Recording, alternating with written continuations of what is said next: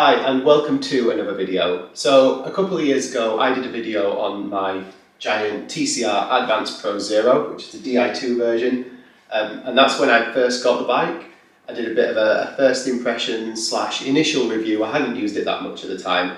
It's actually one of the most watched videos on the channel, and a few people commented on it asking how am I doing, do you have any updates. A few people messaged me on Instagram as well asking how I was getting on with it and had a few specific questions. So what I'll do today is a bit of a 2-year review. I'll talk about what I've been using the bike for. I'll also talk about what I like about the bike, and I'll also talk about what I don't like, what I changed, and what I plan to change in the future. So yeah, just to talk about what I've been using the bike for, I use this as kind of my fair weather bike. So I have a winter road bike, I also have a gravel bike and a mountain bike. So this only really sees good weather, but because the majority of the last 2 years I've spent in England, that doesn't necessarily mean it hasn't got wet. What it actually means is I haven't taken it out when it's been sort of like icy out or where there's been any risk of salt being on the ground. So it hasn't really, apart from getting wet, and then I've always made sure I've cleaned it afterwards. It's actually pretty dirty now, but it doesn't look too bad. Then it's never really been in really harsh conditions. So yeah, I can't rate it for being in harsh conditions, but what I can do is talk about what I've been using the bike for. So I've done quite a bit of travelling with the bike. I have taken it to Mallorca a couple of times. It's been to Sierra Nevada, done the climbs down there. You might have seen some of the videos. It's been here in Girona, where I am now. I've been here all summer and I've been using it here as pretty much the only bike I've ridden. I've done a little bit on the gravel bike and a bit of touring on the gravel bike, but it's been this one that I've been riding. Did the Dolomites last year. I went to Andorra, did some cycling there last year. It got very wet in Andorra, and yeah, been all over it. Of course, it's also been all over Yorkshire and other parts of the UK, but not strayed too far from the north, if I'm honest. I've also used it for a little bit of low-level racing as well, so a few club and open TTs, did quite a few hill climbs last year, got quite into that. And I've also done like a couple of crit races. They're not really my thing, but yeah, I've done that as well. And yeah, with regards to the terrain that I've been riding on everything. I've been doing fast club rides on flat terrain, both in York and here. And I've been doing loads of climbing, obviously, when I've been travelling and when I've had the opportunity back at home. I've also done lots of flat rides as well, because when you live near York and you go on a club ride, it could be quite flat. So yeah, I've had a good mix of everything, and I found the bike really good actually, as being a nice all-rounder, let's say. So I'll start with what I do like. So first of all, and it's kind of one of the most important things when it comes to a bike, and that's, I still love the look of it now, 2 years later. I think the paint is still one of the nicest paint jobs that you can get on kind of a mass-produced bike without going custom. And yeah, as long as you like the look of it, that's important. I think the wheel depth is great, not just performance-wise, because it's a little bit better on the flat, it's a bit more aero, being slightly deep but not too deep. But it also means you can climb, whereas if you had really deep wheels, it might be a bit heavier and not as good for climbing.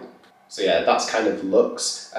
What else have I put on my notes? So also I think the group set is awesome. The Ultegra Di2 is the best group set that I've used. It's so fast. I recently test rode a Factor 02 VAM, and that had SRAM red on it. And I can't believe anyone picked SRAM over Shimano after riding that, because the speed at which it shifted, especially on the front ring, it was incredibly slow. I also found it pretty difficult to use, the button arrangement in particular. Little things like if you accidentally forget which ring you're in on the front and then you go to change, you have to like commit to a change. Whereas on the Shimano, you can just press the right button and it will, if you're already in that ring, nothing happens. Happy days. So yeah, usability is way better. I've not had any problems with battery life, but I do have a friend that's got this group set and he has had a problem with battery life, but maybe that's a one-off. I don't know if that's a common issue. With regards to like the lightness of the bike, I'm still quite happy with that. It's not the lightest bike in the world, so like just under 7.5 kilograms, I think, as it is, without the saddlebag and pedals. But it's certainly not heavy, and it's not been a problem while I've been like riding it. It still climbs really well, and it's a fast bike to climb. The geometry of the bike suits me really well. I think the sizing I might have got slightly off. I think I could go down a size. So my winter bike, which is a BMTC Team Machine, and my Cervelo are both slightly smaller than this, and I think they fit me a little bit better, but it doesn't mean I can't ride this. I ride, if you follow me on Strava, you'll see that I do loads of miles on this, day after day after day, big long rides I can do, and I'm always comfortable, always feels fairly stable, and don't have a problem with it really. Also doing the TTs, I can get in a fairly aero position as well, which as someone who's not very flexible, that's always a good thing. And then finally on the good points, I think that the quality of the bike, it just seems good in general, with one exception, which I'll get onto because it's my main gripe. But things like I never really have too many problems with anything on the frame, sort of creaking, bearings wearing out too quickly. Even the original bar tape has only just been changed and it lasted really well until the last sort of 1,000 miles. So it did about 9,000 miles and it was perfect. So yeah, getting on to what I don't like. First of all, the tyres that came on it were, in my opinion, horrendous. They were the Cadex tyres, 25mm, can't remember the exact model. I actually sold them with very little use. They'd done maybe 100 miles and they sold quite well. I think people like to crit race on them tyres, so I got quite a bit of money for them, and then I've been running GP5000s 28mm since, which I've been super happy with. They've made the bike feel a lot more stable as well, which is good. But of course, tyres are a personal preference, so you can't really mark the bike down on that. No matter what bike you buy, you might not be happy with the tyres that the manufacturer has selected to put on it. But then the big downside, kind of the only downside that I could really critique the bike on, is the wheel set. So on paper, the wheels are not bad. They're not heavy. They're not super light, but they're certainly not heavy. They're a good spec of wheel. The spokes on this particular model are Sapin spokes, so they're decent spokes. The rim depth is good. They're tubeless ready, because they're hookless, but the tubeless system works well. It's really easy to put a tyre on. It's really easy to seat a tyre. Don't really have any problems with that. Other good things are the free hub design is kind of a copy of a ratchet design from DT Swiss. They've kind of cloned that. I believe the older models actually did use a DT hub, so it's, that's quite nice and it sounds nice as well, and it's quite a loud free hub, but that's really useful, especially if you live in a city like this that's full of pedestrianised areas, because you can use that free hub to just let people know that you are there. However, I think that the quality of the hubs are exceptionally poor, really poor, to the point that I've been considering getting these rebuilt on some DT hubs, although since then I've decided I might get a new wheel set. I'll go into the reasons why in a little while. But I had problems with loads of creaking coming from the rear when the bike was not that old. I went back and forward with my local Giant store. Again, the Giant stores I didn't find were that good. They were friendly and everything, but it felt like they didn't really have experience beyond just looking after people that have a little commuter bike. Maybe that's just my store, but a bit of to and fro. They tried a few different things. In the end, I had to write to Giant and I got them to replace the wheel, which was good. So they gave me a new wheel. That lasted about a year and then I started having the same problems. So I actually gave the wheel to a friend. He rebuilt the wheel with new bearings and that cured the problem straight away. But in my opinion, that happened too soon, sort of, for the bearings to fail that quickly and for it to produce these awful noises. In my experience, wheels do normally last a bit longer than that. So moving on now as to why I might buy a new wheel set rather than just getting these rebuilt on a quality hub, is because I mentioned I recently test rode the Factor, and the major difference I found with the Factor, which I wouldn't buy because I think it actually looks a little bit weird, the geometry of it, just the top tube is really high and it looks really squashed. Anyway, the only real difference I found when riding it was the stability when descending felt better.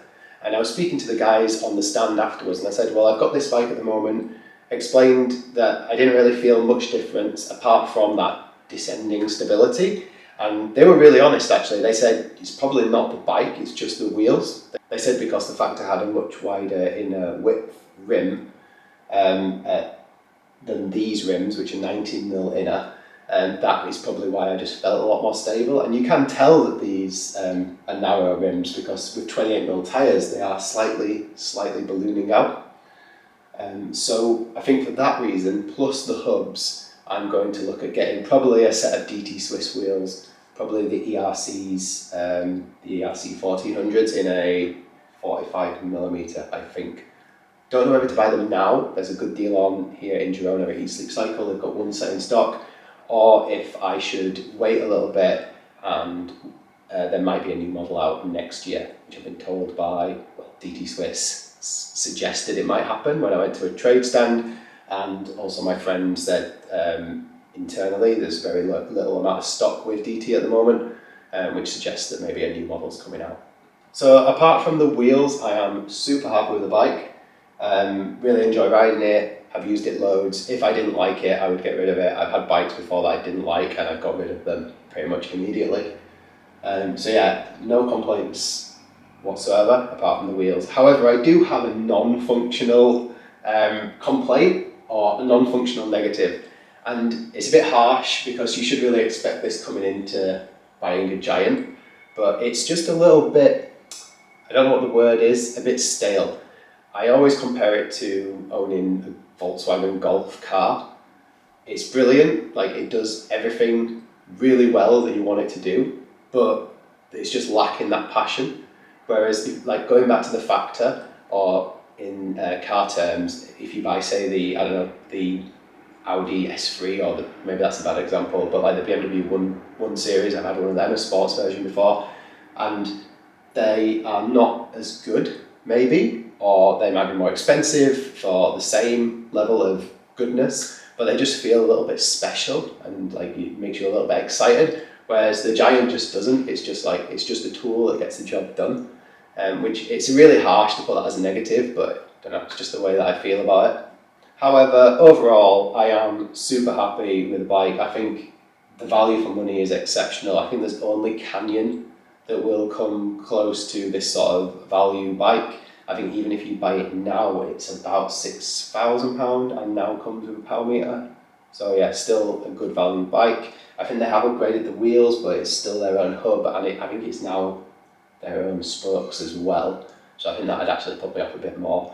But yeah, overall I'm pretty happy. I think I've addressed everything that I wanted to, but if you've got any questions, leave them down below in the comments and I will reply to you. But yeah, thanks for watching. Hope that this has been a little bit useful, and I'll catch you in the next one.